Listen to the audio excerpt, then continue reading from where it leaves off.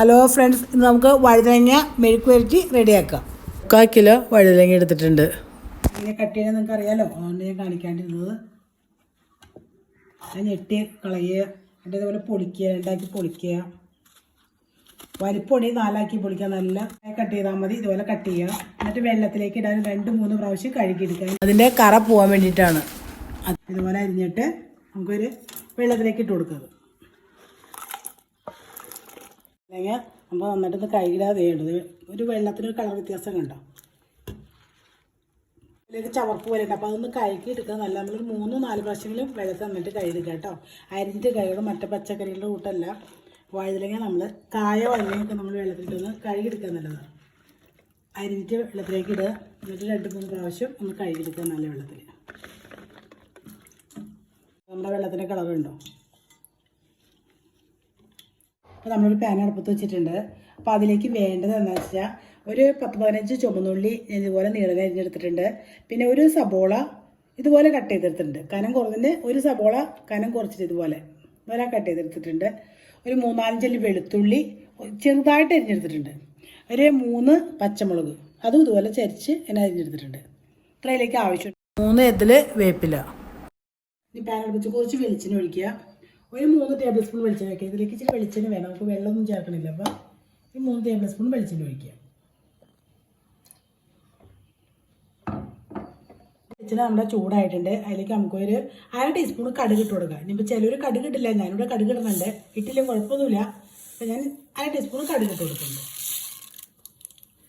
കടുക് പൊട്ടി കഴിഞ്ഞിട്ട് ആ സബോള ഇട്ട് കൊടുക്കുക.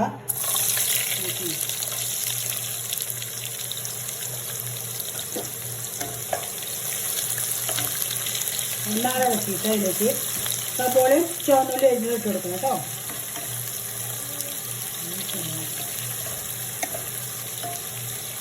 ഇതിലേക്ക് വെളുത്തുള്ളി ചെറുതാക്കി അരിഞ്ഞിട്ടില്ല, അതിട്ട് കൊടുക്കുക.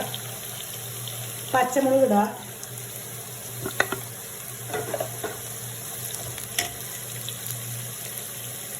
ഒരു 3-4 വറ്റൽമുളക് ഒന്ന് 2ആക്കി മുറിച്ചിട്ട് അതിട്ട് കൊടുക്കുക. അതുണ്ടെങ്കിൽ ഇടാം നമ്മുടെ കയ്യിൽ. ഒരു 3 അതിൽ വേപ്പിലിട്ട് കൊടുക്കുക. ഒന്നങ്ങോട്ട് വാടട്ടെ. അതിലേക്ക് ആവശ്യമുള്ള ഉപ്പിട്ട് കൊടുക്കുക.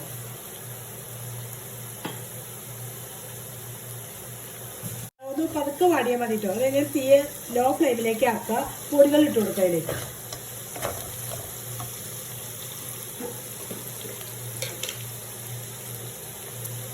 1/2 ടീസ്പൂണ് മഞ്ഞൾപ്പൊടി,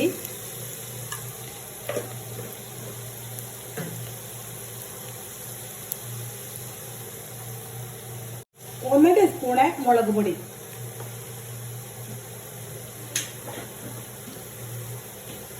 1/2 ടീസ്പൂണ് കുരുമുളക് പൊടി, 1/2 ടീസ്പൂണ് മസാലപ്പൊടി.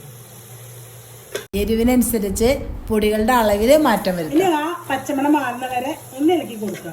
ഇനി നമുക്ക് അതിലേക്ക് വഴുതനങ്ങ നമ്മൾ കഴുകി വെച്ചിട്ട് അതായിട്ട് കൊടുക്കുക.